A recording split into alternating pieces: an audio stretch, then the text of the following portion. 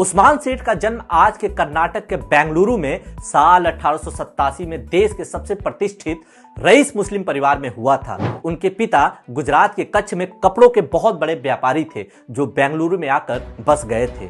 असल में देखा जाए तो उस्मान सेठ की दौलत और संपत्ति उनके दादा यूसुफ मोहम्मद पीर की कमाई हुई थी जो बाद में हाजी उस्मान को विरासत में मिली।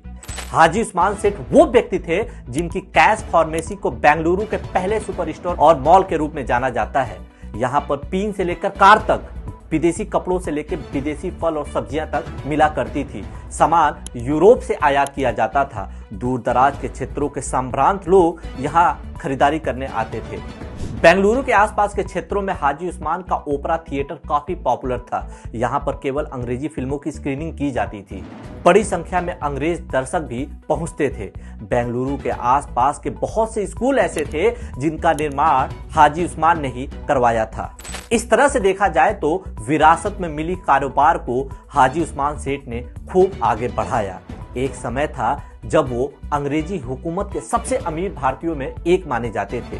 साल 1919 में उनका परिचय अली बंधुओं और महात्मा गांधी से हुआ।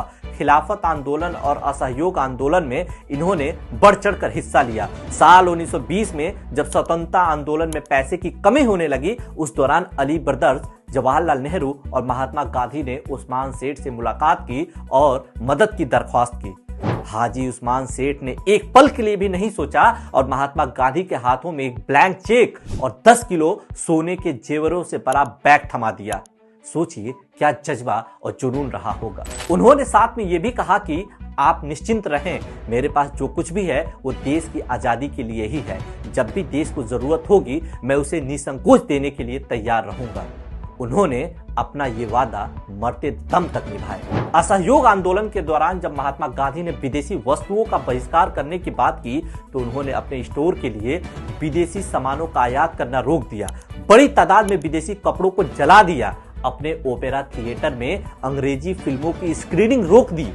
इसका नतीजा ये हुआ कि अंग्रेजी हुक्मरान इनसे नाराज होने लगे और इन्हें तरह तरह से परेशान किया जाने लगा। फिर भी उन्होंने इसकी कोई फिक्र नहीं की। वक्त गुजरने के साथ साथ धीरे धीरे उस्मान सेठ भी व्यापार से दूर और देश के करीब होते चले गए।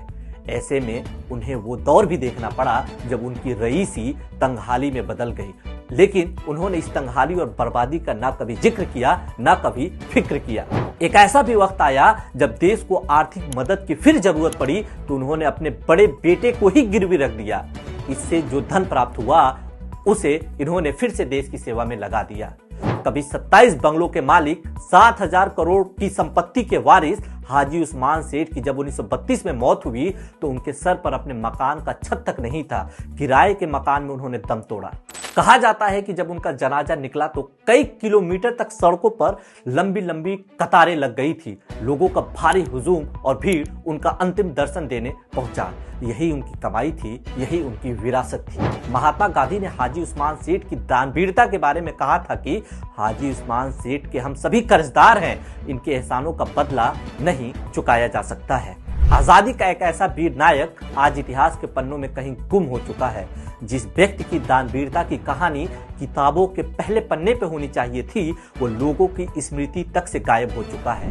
हम प्रधानमंत्री मोदी जी से अपील करते हैं कि आजादी के ऐसे महान नायक के संघर्ष, जज्बे और जुनून की कहानी को जन जन तक पहुंचाने के लिए कदम उठाए जाएं ताकि लोग ये जान सकें कि हमारे पुरखों ने हमारे लिए कितनी कुर्बानियां दी हैं, कितनी मुश्किलें उठाई हैं। ये आजादी हमें यूं ही थाली में सजाकर नहीं मिली है। जय हिंद।